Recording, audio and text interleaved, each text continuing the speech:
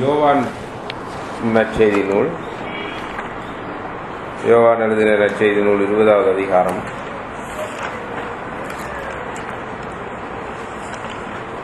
முதல் 23 வசனங்களை நாம் வாசிக்கலாம். யோவான் 20வது அதிகாரம் 1 முதல் 23 வரை உள்ள வசனங்களை யாராவது ஒருவர் சத்தமா வாசிக்கலாம். வாரத்தின் முதல் நாள் காலையில் அதிக இருட்டோடு மகதலேனா மரியாள் கல்லறையின் இடத்திற்கு வந்து கல்லறையை அடைத்திருந்த கல் எடுத்து போட்டு கண்டார். உடனே அவள் ஓடி சீமோன் பேதுருவின் இடத்திலும் இயேசுவுக்கு அன்பாயிருந்த மற்ற சீசனிடத்திலும் போய் கர்த்தரை கல்லறையிலிருந்து எடுத்துக்கொண்டு போய்விட்டார்கள், அவரை வைத்த இடம் எங்களுக்கு தெரியவில்லை என்றார். அப்போது பேதுருவும் மற்ற சீசனும் கல்லறையின் இடத்திற்கு போகும்படி புறப்பட்டு இருவரும் ஒருமித்து ஓடினார்கள். பேதுருவை பார்த்து மற்ற சீசன் துரிதமாய் ஓடி முந்தி கல்லறை இடத்தில் வந்து அதற்குள்ளே குனிந்து பார்த்து சீலைகள் கிடக்கிறதை கண்டார். ஆனாலும் அவன் உள்ளே போகவில்லை. சீமோன் பேதுரு அவனுக்கு பின்னே வந்து கல்லறைக்குள்ளே பிரவேசித்து சீலைகள் கிடைக்கிறதையும் அவருடைய தலையில் சுற்றியிருந்த சீலை மற்ற சீலைகளுடைய வைக்காமல் தனியே ஒரு இடத்திலே சுருட்டி வைத்திருக்கிறதையும் கண்டார். முந்தி கல்லறை இடத்துக்கு வந்த மற்ற சீசனும் அப்பொழுது உள்ளே பிரவேசித்து கண்டு விசுவாசித்தான்.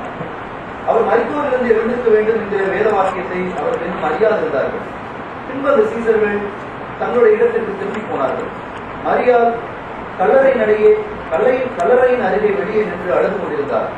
அப்படி அழுது கொண்டிருக்கையில் அவர் குனிந்து கல்லறைக்குள்ளே பார்த்து இயேசுவின் சரீரம் வைக்கப்பட்டிருந்த இடத்திலே வெண்ணுடை கழித்தவர்களாய் 2 தூதர்கள் தலைமாட்டில் ஒருவனும் கால்மாட்டில் ஒருவனுமாக உட்கார்ந்திருக்கிறதை கண்டார். அவர்கள் அவளை நோக்கி, ஸ்திரீயே, ஏன் அழுகிறாய் என்றார்கள். அதற்கு அவள், என் ஆண்டவரை எடுத்துக்கொண்டு போய்விட்டார்கள், அவரை வைத்த இடம் எனக்கு தெரியவில்லை என்றார். இவைகளை சொல்லி பின்னாக திரும்பி இயேசு நிற்கிறதை கண்டார். ஆனாலும் அவரை இயேசு என்று அறியாதிருந்தார். இயேசு அவளை பார்த்து, நீ ஏன் அழுகிறாய், யாரை தேடுகிறாய் என்றார். அவர் அவரை தோட்டக்காரர் என்று எண்ணி, ஐயா, நீர் அவரை எடுத்துக்கொண்டு போனதுண்டானால் அவரை வைத்த இடத்தை எனக்கு சொல்லும், நான் போய் அவரை எடுத்துக் கொள்வேன். இயேசு அவளை நோக்கி, மரியாதை என்றார். அவள் திரும்பி பார்த்து ரபூனி என்றார். அதற்கு போதகரே என்று அர்த்தமாகும். இயேசு அவளை நோக்கி, என்னை தொடாதே, நான் இன்னும் என் பிதாவினிடத்திற்கு ஏறி போகவில்லை. நீ என் சகோதரரிடத்திற்கு போய், நான் என் பிதாவினிடத்திற்கும் உங்கள் பிதாவினிடத்திற்கும் என் தேவனிடத்திற்கும் உங்கள் தேவனிடத்திற்கும் ஏறி போகிறேன் என்று அவர்களுக்கு சொல்லு என்றார். மகதலேனா மரியாள் போய் தான் கர்த்தரை கண்டதையும் அவர் தன்னுடனே சொன்னவைகளையும் சீஷருக்கு அறிவித்தார். வாரத்தின் முதல் நாளாகிய அன்றைய தினம் சாயங்கால வேளையிலே சீசர்கள் கூடியிருந்த இடத்தில் யூதர்களுக்கு பயந்ததினால் கதவுகள் பூட்டியிருக்கையில் இயேசு வந்து நடுவே நின்று, உங்களுக்கு சமாதானம் என்றார். அவர் இப்படி சொல்லி தம்முடைய கைகளையும் விழாவையும் அவர்களுக்கு காண்பித்தார். சீஷர்கள் கர்த்தரை கண்டு சந்தோஷப்பட்டார்கள். இயேசு மறுபடியும் அவர்களை நோக்கி, உங்களுக்கு சமாதானம் உண்டாவதாக, இதா என்னை அனுப்பினது போல நானும் உங்களை அனுப்புகிறேன் என்று சொல்லி 23 வரைக்கும் அவர்கள் மேல் ஊதி பரிசுத்த ஆவியை பெற்றுக்கொள்ளுங்கள். எவர்களுடைய பாவங்களை மன்னிக்கிறீர்களோ அவைகள் அவர்களுக்கு மன்னிக்கப்படும், எவர்களுடைய பாவங்களை மன்னியாது இருக்கிறீர்களோ அவைகள் அவர்களுக்கு மன்னிக்கப்படாதிருக்கும் என்றார். ஒரு முறை கடவுளை நோக்கி நாம் பார்ப்போம். உங்களை நேசிக்கிற நல்ல தகப்பனே, நாங்கள் பாவிகளாக இருக்கிறோம். பாவிகளாகி எங்கள் மேல் கிருபையாயிரும். உம்முடைய வார்த்தையினாலே நீர் எங்களை பரிசுத்தப்படுத்தும். உம்முடைய வார்த்தையை நாங்கள் புரிந்து கொள்ள, உம்முடைய வார்த்தையின் மூலமாக நாங்கள் உம்மை காண, உம்மை நாங்கள் நம்ப, உம்மிலே நாங்கள் வாழ்வடைய எங்களுக்கு நீர் உதவி செய்யும். ஆண்டவரே, உம்முடைய பரிசுத்த ஆவியானவருடைய வல்லமையை நீர் எங்களிலே செயல்படுத்தும். மட்பாண்டங்களாகிய தகுதியற்றவர்களாகிய எங்கள் மூலமாக நீர் உம்முடைய பணியை இந்த உலகத்திலே நிறைவேற்றும். இயேசு கிறிஸ்துவின் மூலம் தாழ்மையோடு மன்றாடுகிறோம் நல்ல பிதாவே, ஆமென். நாம் தொடர்ந்து உயிர்த்தெழுதலை குறித்து தியானித்துக் கொண்டு வருகிறோம். தொடர்ச்சியாக நாம் பழைய ஏற்பாட்டிலே இருந்தும் அதற்கு பிறகு மார்க்கு மத்தேயு லூக்கா ஆகிய நற்செய்தி நூல்களில் இருந்தும் இயேசு கிறிஸ்துவனுடைய உயிர்த்தெழுதலை குறித்து அந்த உயிர்த்தெழுதலின் நிகழ்வு எவ்விதமாக இருந்தது, அதன் மூலமாக அந்த நற்செய்தியாளர்கள் அல்லது அந்த பகுதியை பற்றி பேசுகிற வேத ஆசிரியர்கள் என்ன சொல்லுகிறார்கள், அந்த உயிர்த்தெழுதலை குறித்து நாம் என்ன புரிந்து கொள்ள வேண்டும் என்று கடவுள் நம்மிடத்திலே எதிர்பார்க்கிறார் என்பதை குறித்து நாம் தொடர்ந்து தியானித்துக் கொண்டு வருகிறோம். நாம் இப்பொழுது யோவானுடைய நற்செய்திக்கு வருகிறோம். நாம் அனைவரும் அறிந்திருக்கிறபடி யோவான் ஒரு வித்தியாசமான நற்செய்தியாளர். ஆகவே முதல் 3 நற்செய்தியாளர்களையும் நாம் தனியாக பிரித்து அவர்களுக்கு ஒற்றுமை நற்செய்தி என்று சொல்லி நாம் பேர் வைத்திருக்கிறோம். ஆனால் யோவானோ சற்று வித்தியாசமானவராக இருக்கிறார். அந்த வித்தியாசத்தை நாம் இந்த இயேசு கிறிஸ்துவினுடைய உயிர்த்தெழுதலிலும் பார்க்கக்கூடியதாக இருக்கிறது. அதாவது நீங்கள் அந்த முதல் 3 நற்செய்திகளிலும் இயேசுவினுடைய உயிர்த்தெழுதலை குறித்து அந்த ஆசிரியர்கள் எழுதுகிற விஷயத்தை நீங்கள் பார்ப்பீர்களானால், அந்த உயிர்த்தெழுதல் என்பது ஒரு அவர்கள் எதிர்பாராத, நம்பாத, அவர்களுடைய சிந்தனையிலே தோன்றாத ஒரு ஆச்சரியமான விஷயமாகவே அந்த 3 நற்செய்தியாளர்களும் முன்வைக்கிறார்கள். ஆனால் யோவான் இந்த உயிர்த்தெழுதலை பற்றி எழுதும் பொழுது அல்லது தன்னுடைய நற்செய்தி நூலை எழுதும் பொழுது உயிர்த்தெழுதல் என்ற அந்த உண்மையின் கண்ணோட்டத்திலே இருந்துதான் தன்னுடைய நற்செய்தியையே எழுதுகிறார். The Gospel of John was written from the perspective of resurrection. உயிர்த்தெழுதலின் கண்ணோட்டத்திலேதான் அந்த முழு நற்செய்தியையுமே அவர் எழுதியிருக்கிறார்.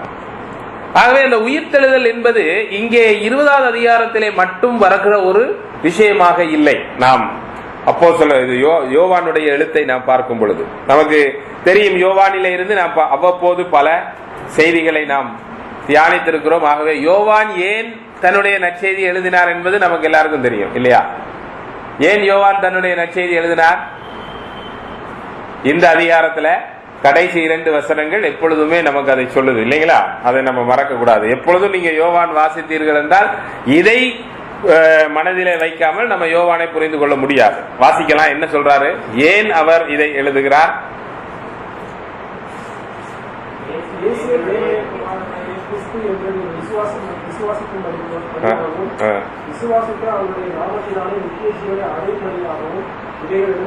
இவைகள் எழுதப்பட்டிருக்கிறது. அப்ப இங்க நம்ம வழக்கமா இதை வாசிச்சா 2 கேள்வி கேட்போம். முதல் கேள்வி என்ன, யோவான் என்ன எழுதுகிறார்? யோவான் என்ன எழுதுகிறாரு? அந்த வசனத்தை கொஞ்சம் நல்லா பாருங்க. திரும்ப ஏற்கனவே நான் கேட்ட கேள்விதான். நான் கேட்கிற கேள்வியை நல்லா கேட்டுட்டு அந்த வசனம் 2ஐயும் திரும்ப வாசிட்டு நான் கேட்கிற கேள்விக்கு பதில் சொல்லுங்க. யோவான் என்ன எழுதுகிறார்?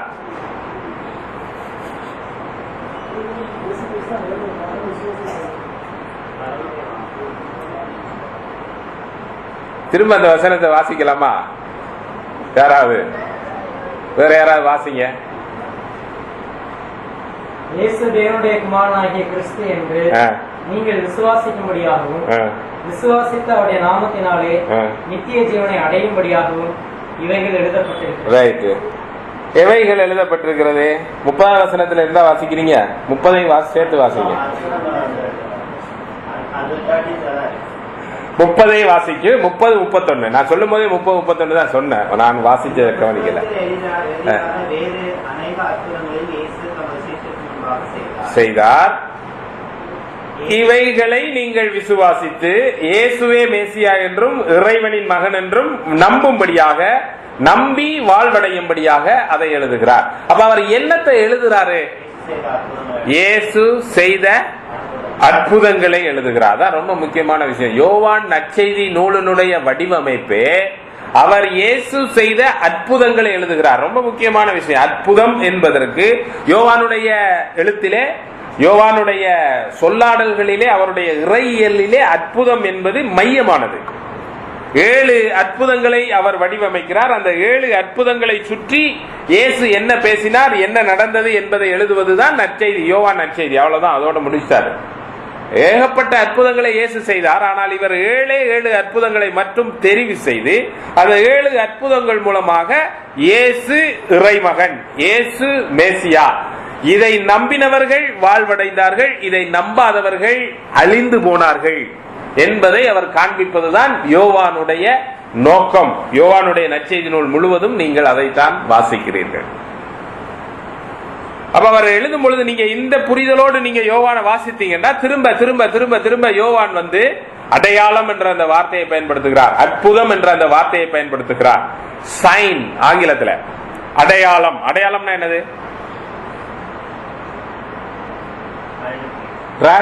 டிராபிக் சைன் இல்லைங்களா? நம்ம போகும்போது வாகனத்துல வண்டி ஓட்டிட்டு போகும் பொழுது இடது பக்கம் அப்படியே ஒரு கருப்பா அப்படி வளைவா போட்டிருக்காங்கன்னா என்ன அர்த்தம்? கொஞ்ச தூரத்துல ஒரு வேகத்தடை வருகிறது. இது வேகத்தடை இல்ல. இப்ப ஒரு அடையாளம் வச்சிருக்கானே, இது வேகத்தடை இல்ல. இந்த வேகத்தடையை குறித்த அடையாளம் ஒரு வரப்போகிற ஒரு வேகத்தடையை பற்றி பேசுகிறது. அப்ப யோவான் என்ன செய்கிறார் என்றால் 7 அடையாளங்களை எடுத்து வைத்து அந்த அடையாளங்கள் மூலமாக இயேசுவை பற்றிய உண்மையை சொல்லுகிறார். அநேக மக்கள் என்ன செய்யறாங்கன்னா அந்த அடையாளத்தையே பார்த்துக்கிட்டு அதையே சுத்தி வந்துட்டு இருக்கிறாங்க. அதான் பிரச்சனை. இன்றைக்கு இருக்கிற கிறிஸ்தவத்துல மிகப்பெரிய பிரச்சனை என்னன்னா, டிராபிக் ரூல்ஸ், நம்ம அடையாளங்கள், டிராபிக் சிக்னல்ஸ் எல்லாம் ரொம்ப அவசியம். அது இல்லாம நம்ம போக முடியாது இல்லைங்களா? போகும் பொழுது நீ அந்த இடத்துல ஒன் வே போக முடியாது, யூ டர்ன் எடுன்னு சொல்லி போட்டிருந்தானா நம்ம நேரா போனோம்னா பிடிச்சிருவான் போலீஸ்காரன். ஆகவே அது ரொம்ப முக்கியம். ஆனால் அந்த அடையாளத்துக்கு பக்கத்திலேயே நம்ம நின்றுகிட்டு அதையே பார்த்துக்கிட்டு இருக்கிறது முட்டாள்தனம். அப்படித்தான் இன்றைக்கு அநேக மக்கள் அற்புதங்களை, இயேசு அற்புதம் செய்தார், இயேசு அடையாளம் செய்தார் சொல்லி அதையே யோசித்துக் கொண்டு அந்த அற்புதங்களும் அடையாளங்களையும் எங்களுக்கு வேணும்னு சொல்லி இன்னைக்கு கேட்டுக்கொண்டிருக்கிறார்கள். இயேசு இன்றைக்கும் அற்புதங்கள் செய்கிறார், இன்றைக்கும் அடையாளம் செய்கிறாரு. அதை ஆண்டவர் செய்வார் அவருக்கு வேண்டிய நேரத்தில், அது வேற விஷயம். ஆனால் உண்மையில அந்த அடையாளங்களுடைய நோக்கம் என்ன? புதிய ஏற்பாட்டில் யோவானுடைய நோக்கம் என்ன? அல்லது மற்ற தேவ மனிதர்கள் அதை எழுதும் பொழுது என்ன நோக்கத்தில் எழுதினார்கள் என்றால், இயேசு மேசியா, ஜீசஸ் இஸ் a king, இயேசு கடவுள், அவர் ராஜா என்பதை காண்பிப்பதுதான். இன்றைக்கும் அவர் அற்புதங்கள் செய்கிறார் ஒரு இடத்துல அப்படின்னு சொல்லி சொன்னா, அந்த அற்புதங்கள் என்னுடைய தேவையை சந்திக்கிறது. ரொம்ப சந்தோஷம். ஆண்டவர் மனிதருடைய தேவைகளை சந்திக்கிறார், அவருடைய பிரச்சனைகளை தீர்க்கிறார், சந்தோஷம். ஆனால் அதற்காக அவர் அந்த அற்புதங்களை இறுதி நோக்கம் அது அல்ல. அந்த அற்புதங்களுடைய இறுதி நோக்கம் மனிதர்களுடைய தேவைகளை சந்திப்பது மட்டும் அல்ல. தேவைகள் சந்திக்கப்படுகிறது, ஆனால் அந்த அற்புதங்கள் செய்யப்படும் பொழுது அங்கே என்ன காண்பிக்கப்படுகிறது? இயேசு ராஜா, இயேசு ஆண்டவர், இயேசுவே இரட்சகர், இயேசுவே எல்லாவற்றையும் தன்னுடைய கட்டுப்பாட்டிலே வைத்திருக்கிறார் என்பதை காண்பிப்பதற்கு தான் அந்த அடையாளங்கள் பயன்படுத்தப்பட வேண்டும். ஒரு தனி மனிதனுடைய வல்லமை உள்ள ஊழியக்காரன் அப்படின்னு சொல்லி அவருடைய வல்லமையை காண்பிக்கிறதுக்காக இல்ல. ஊழியர்களுடைய எழுதும் பொழுது பாத்தீங்கன்னா போஸ்டர்ல போட்டிருப்பாங்க, வரம் பெற்ற வல்லமையுள்ள ஊழியக்காரன். எவனுக்கும் இந்த உலகத்துல வல்லமை கிடையாது, கடவுளை தவிர, இயேசு கிறிஸ்துவை தவிர வல்லமை இல்லை. அதற்காக அல்ல அற்புதங்கள். அற்புதங்கள் இயேசுவே ஆண்டவர் என்பதை காண்பிப்பதற்காக, அந்த நோக்கத்திலே தான் இங்கே யோவான் எழுதுகிறதை நாம் பார்க்கிறோம். அந்த யோவான் இங்கே உயிர்த்தெழுதலையும் அவ்விதமாகத்தான் கையாளுகிறார். யோவானை பொறுத்த வரைக்கும் இந்த உயிர்த்தெழுதல் என்பது அற்புதங்களிலே மிகப்பெரிய, ஆகப்பெரிய, மகா உன்னதமான அற்புதம். எல்லா அற்புதங்களுக்கும் ஆதாரமான அற்புதம், எல்லாவற்றுக்கும் மேலாக கடவுள் இந்த உலகத்திலே செய்து முடித்த காரியங்களிலே அதி உன்னதமான அற்புதம் ஆண்டவராகிய இயேசு கிறிஸ்து உயிரோடு எழும்பியது. அதுதான் யோவானுடைய பார்வை. அப்ப நீங்க மற்ற அற்புதங்களை பற்றி யோவான் எழுதும் பொழுது, முதலாவது கானான் நாட்டில போய் ஒரு கல்யாணத்தை, கானான் என்ற கிராமத்திலே ஒரு கல்யாணத்தை அவர் நடத்தும் போது திராட்சை ரசத்தை என்ன செய்தாரு? தண்ணீரை திராட்சை ரசமாக மாற்றினார். அப்புறம் 38 வருடங்கள் பெரும்பாடுள்ளவனை சுகமாக்கினார். அப்புறம் கண் தெரியா பிறவி குருடனுடைய கண்களை திறந்தார். இப்படி அவர் வரிசையாக அற்புதங்களை, மரணம் அடைந்தவனை உயிரோடு எழுப்பினார். அப்ப இந்த அற்புதங்களை எல்லாம் அவர் எழுதி கொண்டு வரும் பொழுது நீங்கள் கவனமாக யோவானுடைய எழுத்தை நீங்கள் வாசிப்பீர்கள் என்று சொன்னால், அந்த ஒவ்வொரு அற்புதங்கள் நடைபெறும் பொழுதும் யார் அவரை அந்த அற்புதங்களை கண்டு அவரை நம்பினார்கள் என்பதை அவர் சொல்லுவார். அதே போல யார் இந்த அற்புதங்களை கண்டும் அவரை நம்பாமல் அவரை பிசாசு பிடித்தவன் என்றும் அவரை யூதர்களுக்கு எதிரி என்றும் அவரை விட்டு விலகினார்கள், அவரை புறக்கணித்தார்கள், அதனாலே வாழ்விழந்தார்கள் என்பதை அவர் காண்பிப்பார். உதாரணத்துக்கு நீங்க அந்த பிறவிக்குழு எல்லாத்தையும் நம்ம பார்ப்பதற்கு நமக்கு நேரம் இல்லை இந்த பாடத்துக்குள்ள போறதுனால. இப்ப பிறவிக்குருடனுடைய கண்களை அவர் திறக்கிறார்.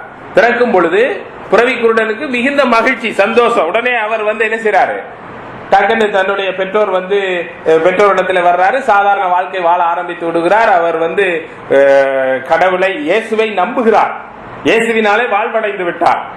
ஆனால் அவர் பிறவிக்குருடனுடைய கண்களை திறந்து விட்டாரே என்பது அவனால தாங்கவே முடியல. அப்ப முதல்ல அவனை கூப்பிட்டு விசாரிக்கிறாங்க. யாரு? யூதர்கள், யூத மத தலைவர்கள்.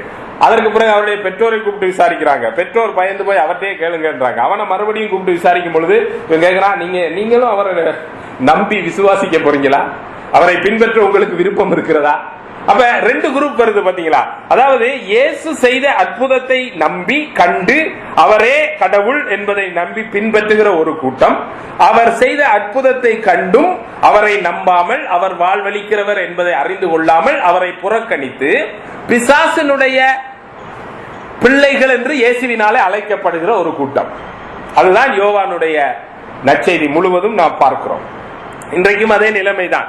ஆண்டவராகிய இயேசு கிறிஸ்துவினுடைய உயிர்த்தெழுதலை, அவருடைய வல்லமையை, அவருடைய செயல்பாட்டை, அவருடைய அற்புதத்தை இன்றைக்கும் யார் அறிந்து நம்புகிறார்களோ அவர்கள் வாழ்வடைகிறார்கள். அதை எதிர்க்கிறவர்கள், அதை அறியாதவர்கள், அதை விட்டு விலகுகிறவர்கள் வாழ்விழந்து போகிறார்கள். அந்த உண்மைதான் இங்கே எடுத்து சொல்லப்படுகிறது. சரி, இப்ப நம்ம இந்த பாடத்துக்குள்ளே வருகிறோம். இங்கே குறிப்பாக இது ஒரு மிக யோவானுடைய நற்செய்தி நூலில இருந்து சுருக்கமாக வேகமா எல்லாத்தையும் சுருக்கி பிரசங்கிக்கிறதுன்றது ரொம்ப கஷ்டமான ஒரு விஷயம். ஏன்னா அவர் நிறைய செறிவான வார்த்தைகளை பயன்படுத்தி செறிவான கருத்துக்களை ஒரு சிறு பகுதியிலே உள்ளடக்கி எழுதுகிற ஒரு தத்துவ நற்செய்தியாளர் என்று சொல்லி அழைக்கப்படுகிறார். ஆகவே நம்ம இதுல முதல் 23 வசனங்களில 3 எபிசோட் நம்ம தியானிக்க போறோம். 3 எபிசோட். என்னென்ன எபிசோடுன்னு சொன்னா மக்களுக்கு ஈஸியா விளங்கும் இல்லையா? 3 காட்சிகள். 3 காட்சிகளை நம்ம பார்க்க போறோம். என்ன காட்சி? முதலாவது, இயேசு உயிர்த்தெழுந்த பொழுது உடனடியாக நடைபெற்ற நிகழ்ச்சி. அது எல்லா நற்செய்தியாளர்களும் அதை பற்றி எழுதுகிறார்கள்.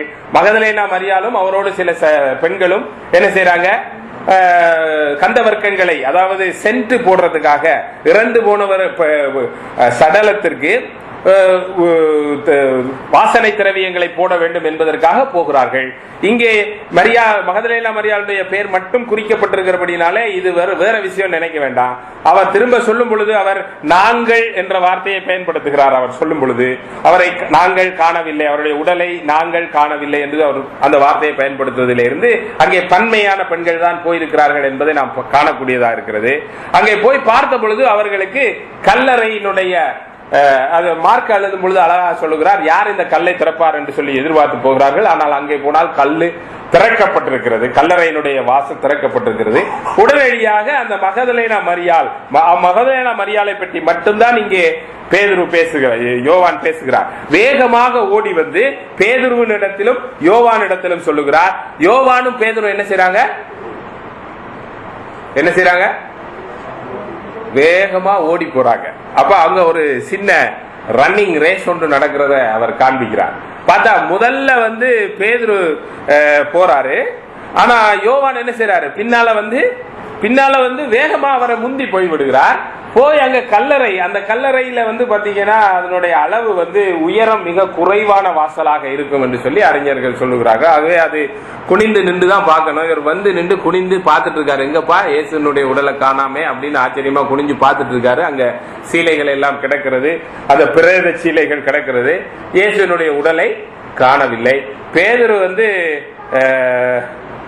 பின்னால வர்றாரு. இவர் குந்தி வந்துட்டாரு இல்லையா? பேதுரு பின்னால வந்துட்டு என்ன செய்யறாரு, உள்ளுக்குள்ள வேகமா போயிடுறாரு. அப்ப இதுல அவருடைய கேரக்டர் அவர் அழகா காட்டுறாரு. பேதுரு எப்பொழுதுமே என்ன செய்வாரு, எல்லா விஷயத்தையும் வேகமா செய்வாரு, முதல் ஆளா செய்வார். அப்ப இவர் வேகமா இவர் ஓடி வந்தாலும் அவர் வேகமா உள்ள போறாரு. உள்ள போன பிறகு அங்கே நாம் தமிழ்ல வாசிக்கும் பொழுது அது ஒரு சில வித்தியாசம் இருக்கிறதை நாம் பார்க்கிறோம். இப்ப 8வது வசனத்தை வாசிங்க.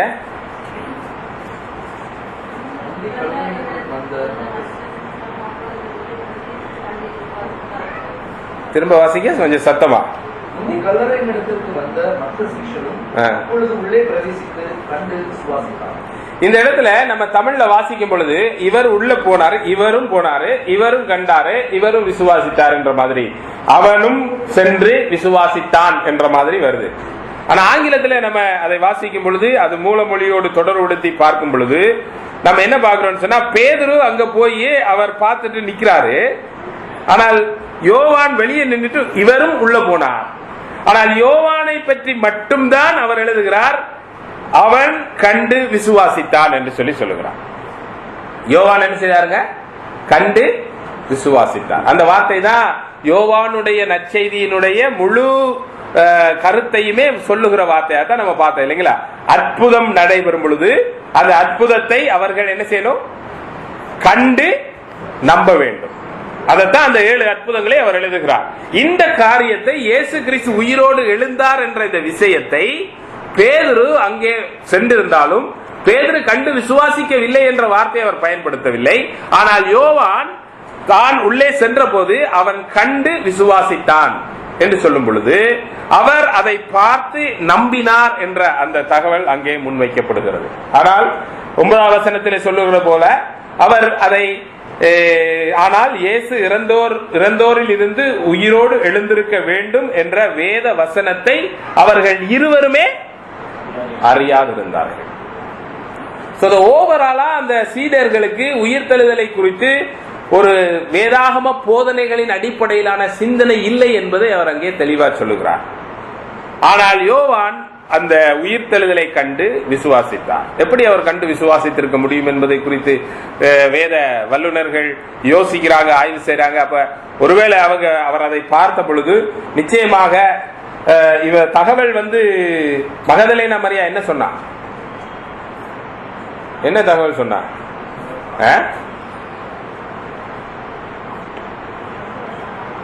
அச்சா காணா, அது மட்டும்தானா? வேற என்ன சொன்னா? பச்சர் எங்க ஆண்டவரை காணவில்லை, அவருடைய உடலை காணவில்லை. அப்புறம் இல்ல அவரை யாரோ எடுத்துக்கொண்டு போய்விட்டார்கள். அவர்கள் என்ற வார்த்தை பயன்படுத்துகிறார். ஆனா அங்க அவர்கள் என்பது யாரை அவர் குறிக்கிறார் என்பது வெளிப்படையாக சொல்லப்படவில்லை. ஆனால் இந்த கல்லறைகள் அந்த காலத்திலே வைக்கப்படும் பொழுது அந்த 2 ஆபத்துகள் இருக்கிறது என்பதனால் தான் அந்த கல்லறையை மூடுகிறார்கள். கல்லினாலே, பெரிய கல்லினாலே. ஒன்னு மிருகங்கள் அந்த உடலை எடுத்து செல்லக்கூடிய ஆபத்து இருக்கிறது. 2வது அந்த காலத்திலே இந்த மரணம் அடைந்தவர்களுடைய உடலிலே விலை உயர்ந்த பொருட்களை வைத்து அவர்களுடைய பயன்படுத்தின நகை போன்ற காரியங்களை வைத்து அவர்கள் புதைப்பது வழக்கம். இன்னைக்கு கூட சில மக்கள் செய்யறாங்க அந்த மாதிரி.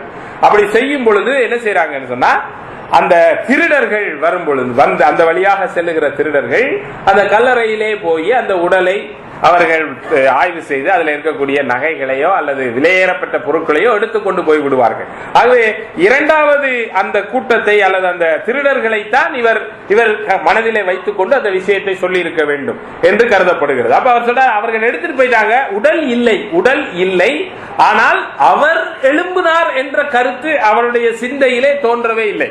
யாரோ எடுத்துட்டு போயிட்டாங்க ஐயா, உடலை எடுத்துக்கொண்டு போய் ஒளிச்சு வச்சுட்டாங்க. அது எங்கன்னு பாருங்க. அதான் விஷயம் அந்த அம்மாவனுடைய புரிதல்ல. அப்ப இவங்களும் அந்த நோக்கத்திலே தான் ஓடி போய் பார்க்கிறார்கள். அப்ப பேதுருனுடைய சிந்தையிலே உடல் போய்விட்டது என்பதாக இருந்திருக்கலாம்.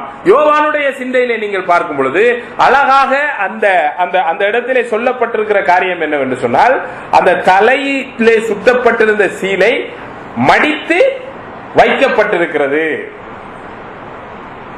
அது ஒரு திருடர்களாலே ஒரு உடல் எடுத்து செல்லப்படும் பொழுது நிச்சயமா அவன் உட்கார்ந்து உடம்புல இருக்க சீலையை கலட்டி அழகா மடிச்சு வச்சுட்டு உடம்ப தூக்கிட்டு போயிருக்க மாட்டான் இல்லைங்களா? ஆக இங்கே இந்த அமைப்பை பார்க்கும் பொழுது இங்கே நிச்சயமாக திருடர்கள் வந்திருக்க முடியாது. அல்லது இது திருடப்பட்ட ஒரு விஷயம் இல்ல, இங்கே கடவுள் செயல்பட்டிருக்கிறார் என்ற ஒரு வகையான நம்பிக்கை யோவானுக்கு வந்திருக்கிறது. அதைத்தான் இங்கே யோவான் விசுவாசித்தான் என்று சொல்லி எழுதியிருக்கிறார். முழுமையாக அவருக்கும் அந்த உயிர்த்தெழுதலை குறித்த புரிதல் இல்லை. அதான் நம்ம புரிந்து கொள்ள வேண்டும். யோவான் கூட அந்த காட்சியை கண்ட பொழுது நம்பினார். ஆனால் வேத வார்த்தை சொல்லுகிற விதமாக அவரால் நம்ப முடியவில்லை. அவர் அறியாமையிலே தான் இருந்தார். அப்ப இங்க இருக்கக்கூடிய விஷயம் என்னன்னு சொன்னா அறியாமை. அதுதான் கீ இந்த பகுதியை நாம் புரிந்து கொள்வதற்கு. எதை குறித்த அறியாமை? வேத வாக்கியத்தை குறித்த அறியாமை. வேத வாக்கியம் உயிர்த்தெழுதலை பற்றி என்ன சொல்லுகிறது என்பதை குறித்த அறியாமை. முதல் வசனத்துல நீங்க என்ன வாசிக்கிறீங்க? வாரத்தின் முதலாவது நாள் அதிகாலையில் இன்னும் இருட்டாய் இருக்கையில். நீங்க எப்படி வாசிக்கிட்டீங்க? உங்களுடைய மொழிபெயர்ப்புல எப்படி இருந்தது? அதிக இருட்டோட. அது கொஞ்சம் சரியான மொழிபெயர்ப்பு இல்ல. when it was still dark, அது ஆங்கிலத்தில் வருது. அப்படின்னா என்ன அர்த்தம்? இன்னும் இருள் இருக்கும் பொழுது. இன்னும் இருள் இருக்குன்னா அப்ப இன்னும் சூரியன் வரல. அதிகாலை நேரத்தில் இன்னும் இருள் இருக்கும் பொழுது, அப்ப அந்த இருள் என்ற வார்த்தையை யோவான் பயன்படுத்துகிறார். இங்கே இந்த இருள் என்ற வார்த்தையை யோவான் திரும்ப திரும்ப திரும்ப தன்னுடைய எழுத்துக்கள் முழுவதுமே பயன்படுத்துகிறார். இயேசு கிறிஸ்து ஒளி என்று சொல்லுகிறார். இந்த உலகம் இருளிலே இருக்கிறது என்று சொல்லுகிறார். அவரை நம்பாதவர்கள் இருளிலே இருக்கிறார்கள். அவரை நம்பாதவர்கள் இருளிலே தள்ளப்படுவார்கள். அவரை நம்புகிறவர்கள் ஜீவ ஒளியினிடத்திலே வந்திருக்கிறார்கள். வாழ்வை அவர் ஒளி என்றும் அறியாமையையும் மரணத்தையும் இருள் என்றும் சொல்லுகிறார். ஆகவே இந்த இடத்திலே அந்த இருள் என்ற வார்த்தையை பயன்படுத்தும் பொழுது இந்த முழு பகுதியையுமே நாம் புரிந்து கொள்வதற்கு அங்கே உயிர்த்தெழுதலை குறித்த அறியாமையை தான் யோவான் அங்கே அழகாக சித்தரிக்கிறார். எல்லா நற்செய்தியாளர்களும் அதைத்தான் அழகாக சித்தரிக்கிறார்கள். அதாவது இயேசு கிறிஸ்து உயிரோடு எழுந்த பொழுது இயேசு கிறிஸ்து மிக தெளிவாக தன்னுடைய உயிர்த்தெழுதலை பற்றி பேசியிருந்தாலும் பழைய ஏற்பாட்டிலே இயேசு கிறிஸ்துவனுடைய அருட்பணியை குறித்து அவருடைய உயிர்த்தெழுதலை குறித்து அவ்வளவு தெளிவாக சொல்லப்படாவிட்டாலும் அவ்வப்போது குறிப்புகள் சொல்லப்பட்டிருந்தாலும் இந்த மக்களாலே அதை எதிர்பார்க்க முடியவில்லை, நம்ப முடியவில்லை. முற்றிலுமாக அதை குறித்த ஒரு அறியாமையிலே அவர்கள் இருக்கிறார்கள். அதை பார்த்த பொழுது யோவான் ஓரளவுக்கு நம்பினார். ஆனால் உயிர்த்தெழுதலை அவர்கள் அறியாதவர்களாகவே இருக்கிறார்கள். அறியாமையினால என்ன நடக்குது? இந்த யோவானும் பேதுரும் அல்லது சீடர்கள் அந்த முழு கூட்டமும் இந்த ஃபர்ஸ்ட் எபிசோட் முடியும் பொழுது என்ன நடக்குது? 10வது வசனம் வாசிங்க.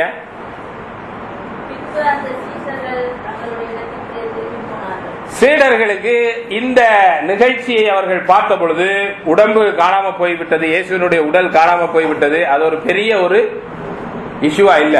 அவங்க என்ன ஆயிட்டாங்க? திரும்ப நார்மல் லைஃபுக்கு திரும்பிட்டாங்க, வீட்டுக்கு போயிட்டாங்க. அவநம்பிக்கை.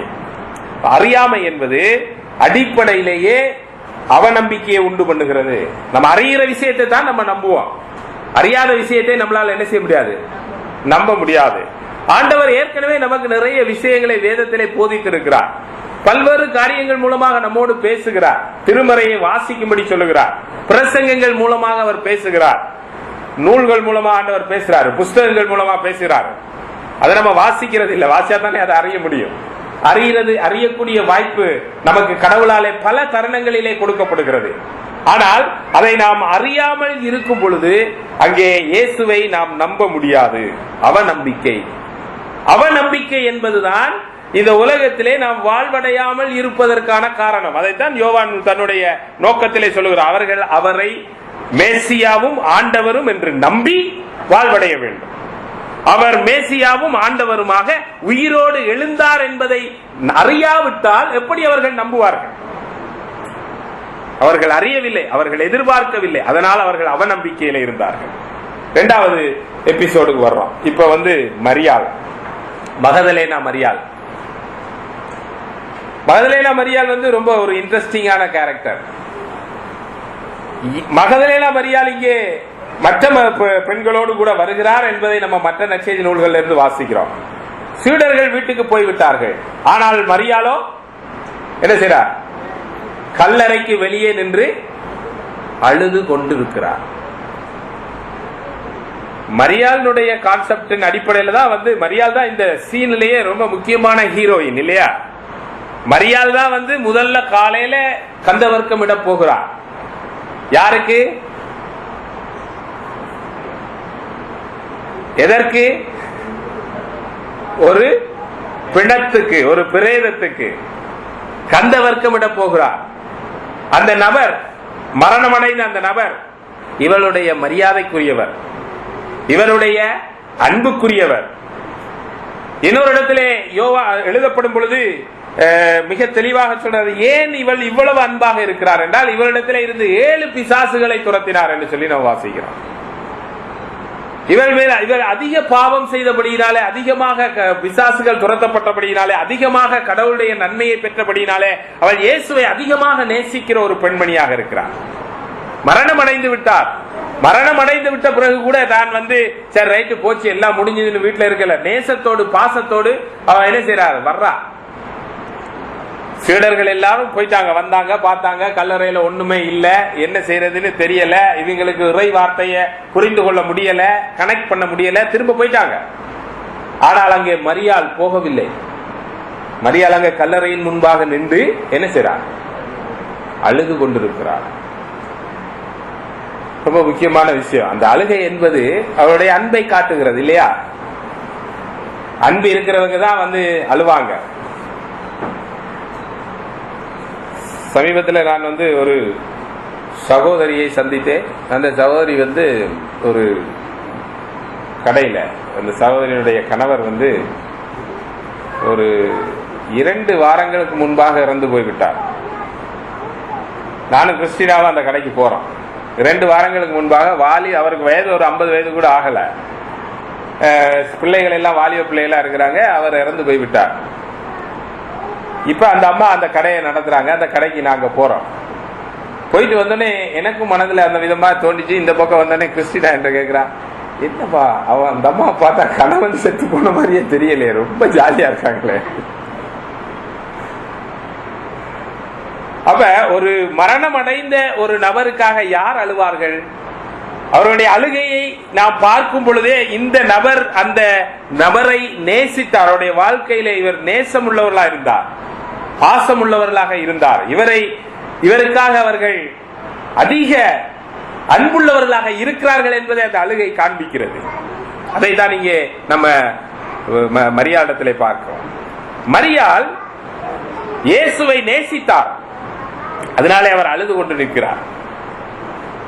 ஆனா மரியாளுக்கு வந்து பிரச்சனை என்ன? மரியாளுக்கு என்ன பிரச்சனை? பேதுருவுக்கும் யோவானுக்கும் என்ன பிரச்சனையோ, மற்ற சீடர்களுக்கு என்ன பிரச்சனையோ அதே பிரச்சனை தான், அறியாமை இல்லையா? அறியாமை, இருள். இயேசுவுக்கு என்ன நடந்தது? இவங்களா ஒரு தியரியை உருவாக்கிட்டாங்க. சகோதரி அவங்களுடைய அறிவுக்கு எட்டின விதமாக அவர்களுடைய சிந்தனையில வந்த ஒரு தியரியை உருவாக்கிட்டாங்க. என்ன தியரி? யாரோ வந்து தூக்கிட்டு போயிட்டாங்க. ஆனால் இயேசுவை நேசிக்கிறார்கள், இயேசுவுக்காக அழுகிறார்கள். எல்லாரும் போன பிறகு அவர்கள் அங்கே நிற்கிறார்கள், அங்கே நின்று அழுது கொண்டே இருக்கிறார்கள். போய் பாக்குறாங்க, மறுபடியும் கல்லறைக்குள்ள போய் பாக்குறாங்க. அங்க 2 பேர் உட்கார்ந்து இருக்கா.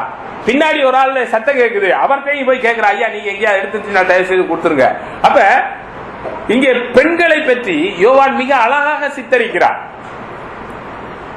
பெண்கள் தான் இந்த உயிர்த்தெழுதலின் செய்தியினுடைய முதல் தூதுவர்கள், the first missionaries. பெண்கள் தான். ஆண்டவர் பெண்களுக்கு மிக முக்கியத்துவம் கொடுத்திருக்கிறார் வேதாகமத்தில். ஆணுக்கும் பெண்ணுக்கு எந்த வித்தியாசத்தை நம்ம வேதத்தில் பார்ப்பதில்லை. பெண்களுக்கு ஆண்டவர் ஒரு மகத்துவமான அர்ப்பணியை கொடுத்திருக்கிறார்.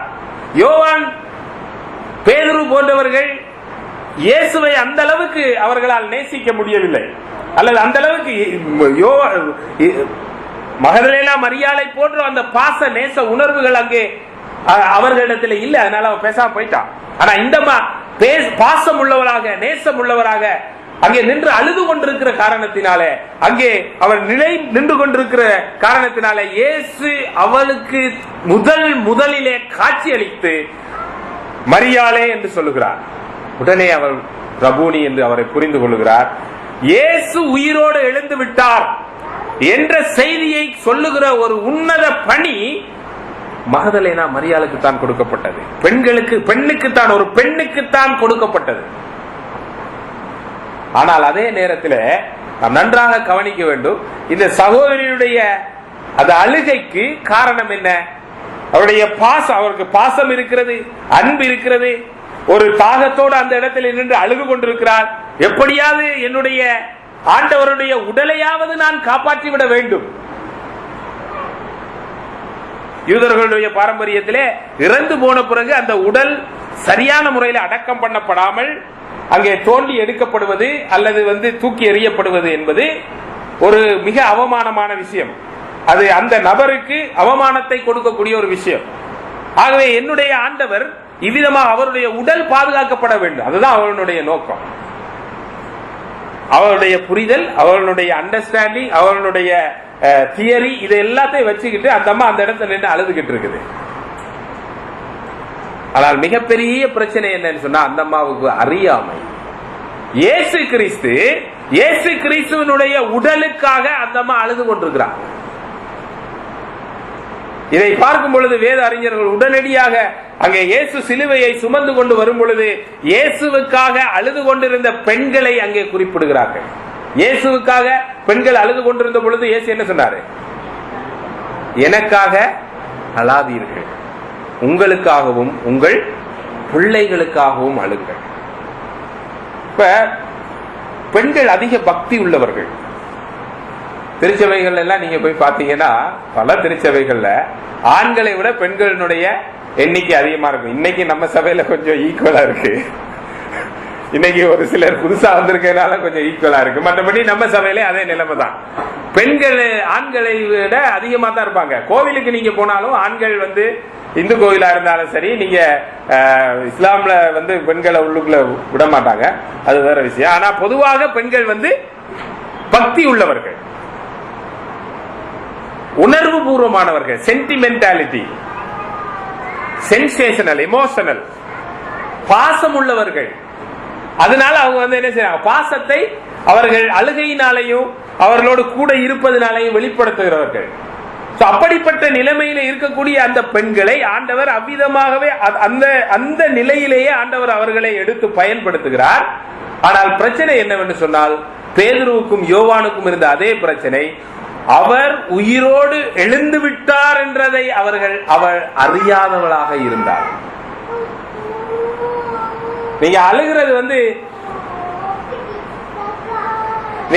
நீங்க எதற்காக நீங்க அழணும்? எதற்காக நீங்க அழணும்? ஆண்டவருக்காக நம்ம அழணுமா? கவனிக்கிறீங்களா? பெண்களுக்கு அழுகை என்பது ஒரு மிகப்பெரிய பிரச்சனை. என்ன, பல விஷயங்களை நினைத்து நம்ம அழுது கொண்டே இருக்கிறோம். வீட்டில் பொருளாதார பிரச்சனை, கணவன் உடல் ஆரோக்கியம், என்னுடைய உடல் ஆரோக்கியம், பிள்ளைகளுடைய உடல் ஆரோக்கியம், பிள்ளைகளுடைய கல்வி, எதிர்காலத்தில் இருக்கக்கூடிய சேலஞ்சஸ், இதெல்லாம் நான் என்ன செய்ய போறேன், என்னுடைய சொந்தக்காரங்க, அண்ணன் தம்பியை பற்றி பிரச்சனை, எல்லாரையும் பற்றி பிரச்சனைகளை நினைத்து அழுது கொண்டு இருக்கக்கூடிய விஷயம். அதே நேரத்தில் இந்த அம்மா ரொம்ப இயேசு கிறிஸ்துவோடு நெருக்கமா இருந்ததுனால கடவுளை பற்றியே அழுதுகிட்டு இருக்கிறோம். புரியுதுங்களா? அறியாமை இருக்கும் பொழுது நம்முடைய செயல்கள் அந்த அறியாமையின் அடிப்படையில் இருக்கும். நல்ல செயலா இருக்கும், ஆண்டவர் அதை புறக்கணிப்பதில்லை. ஆனால் அது அறியாமையின் செயல்.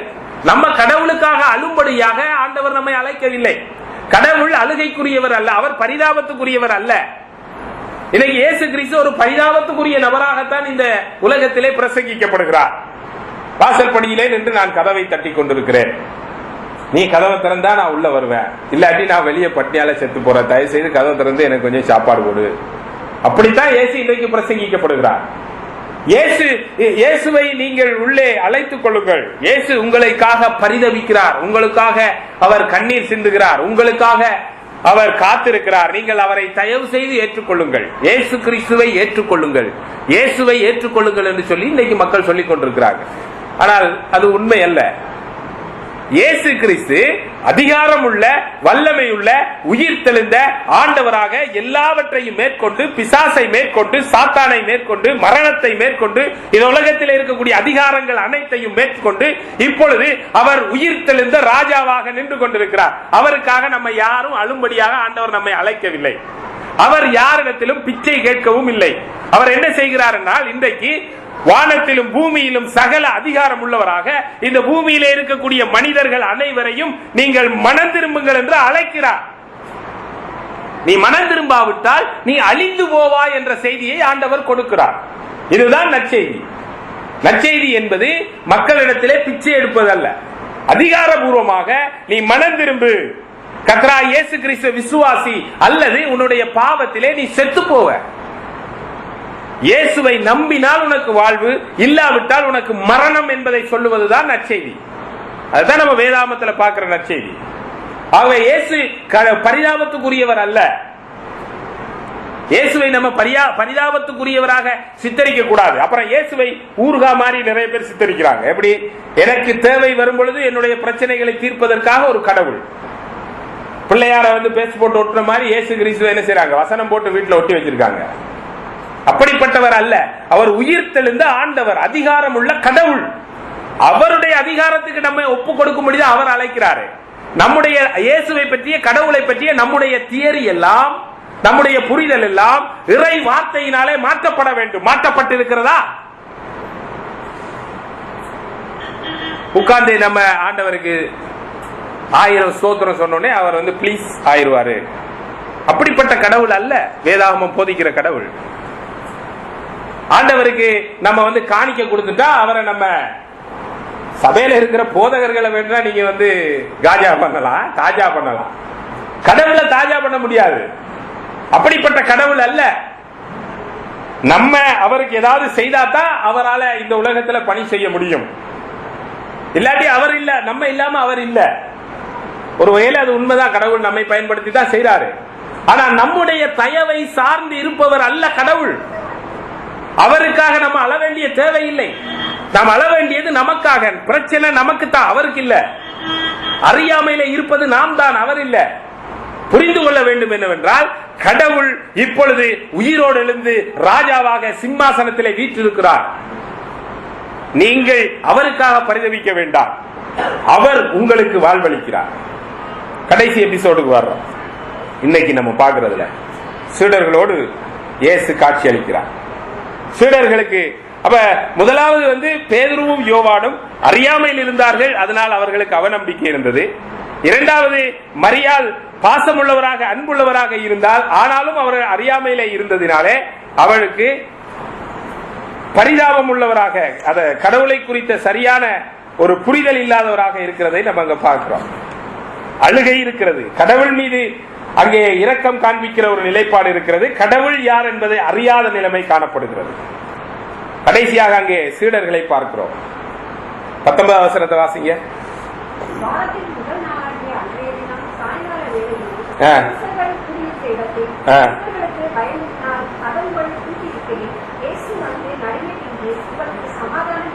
இந்த மக்களுக்கு, சீடர்களுக்கு, இயேசுவோடு ரொம்ப நாள் இருந்தவன், இயேசுனுடைய போதனையை கேட்டவன், இறை வார்த்தையை அறிந்தவன், தேவாலயத்தில் ஜெப ஆலயங்கள்ல பழைய ஏற்பாட்டு வேத பகுதிகள் வாசிக்கப்படுகிறதை கேட்கிற மக்கள்.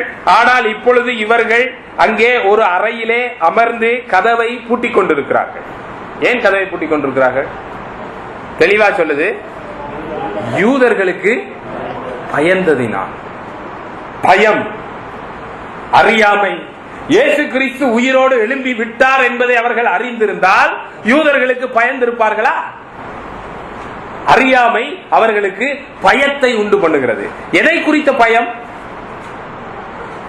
யூதர்கள் நம்மளை கொன்று போடுவார்கள். உயிருக்கு பயம்.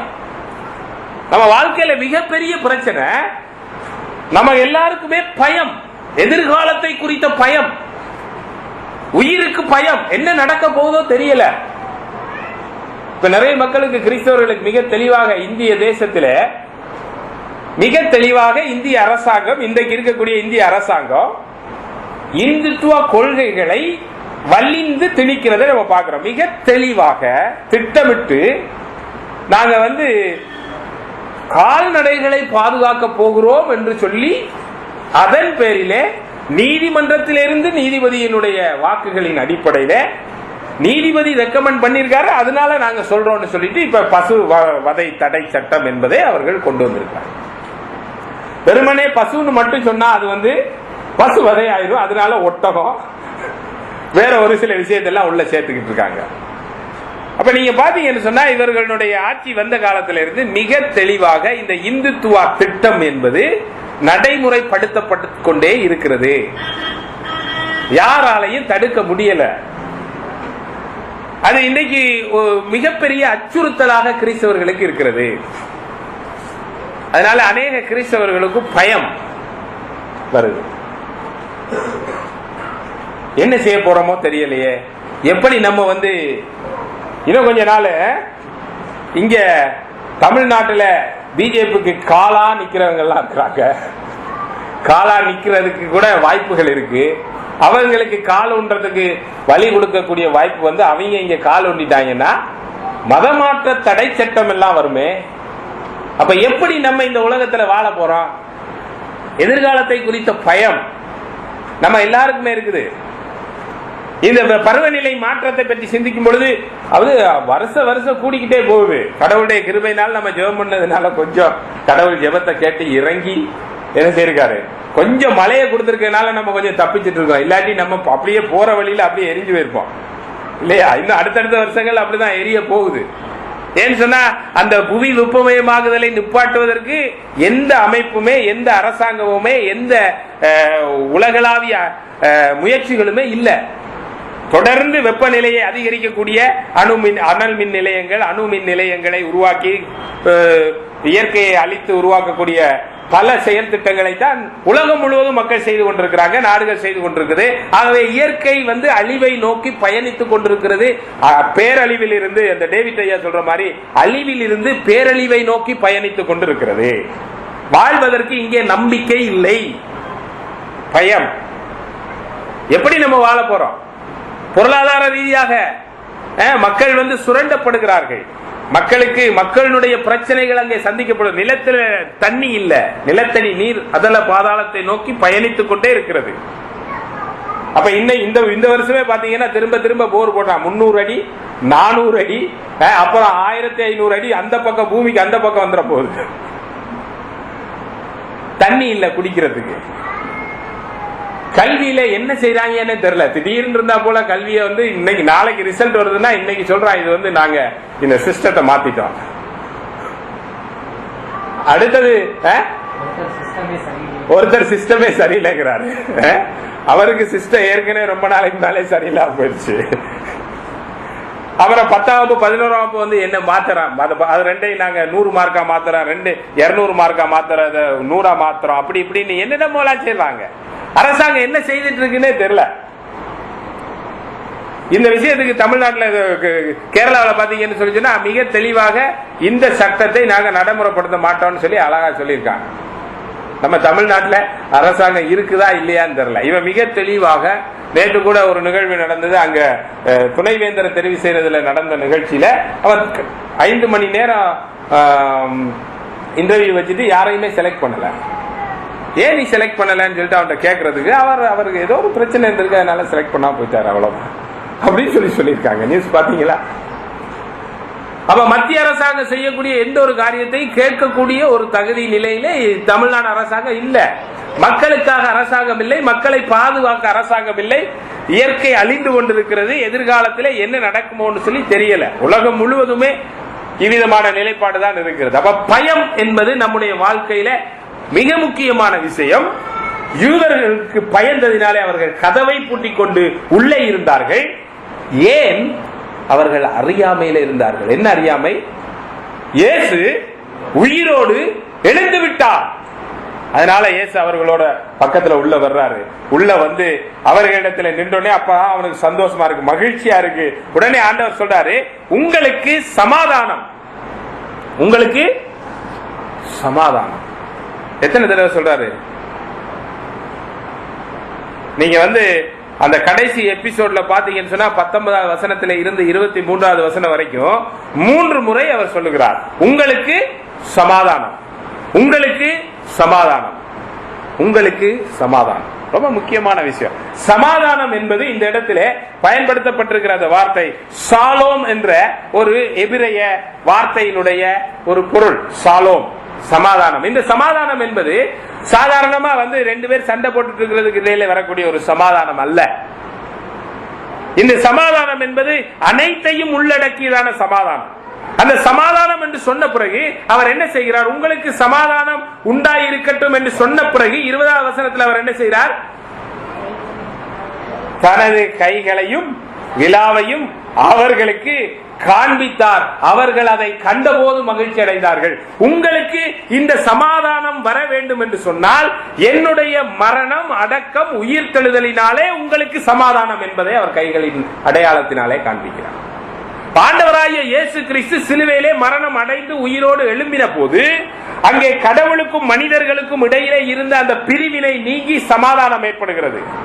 ஆண்டவராய் இயேசு கிறிஸ்து மரணம் அடைந்து உயிரோடு எழும்பின பொழுது மனிதர்களுக்கு இடையிலே இருக்கக்கூடிய பலவிதமான பிரிவினைகள் நீங்கி அங்கே சமாதானம் ஏற்படுகிறது. அதனால்தான் அவர் தன்னுடைய தழும்புகளை காண்பிக்கிறார்.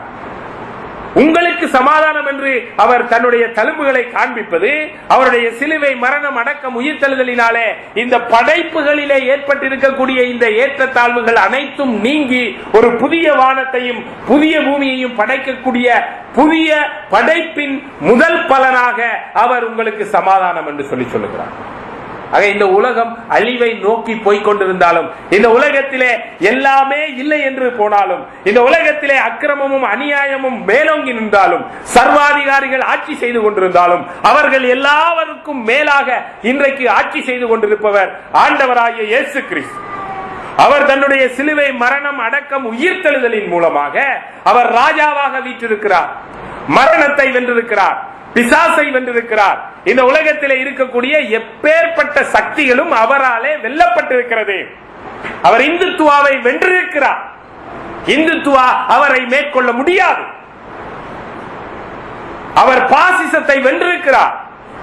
அரசாங்கங்களுடைய அக்கிரமங்களை அவர் வென்றிருக்கிறார்.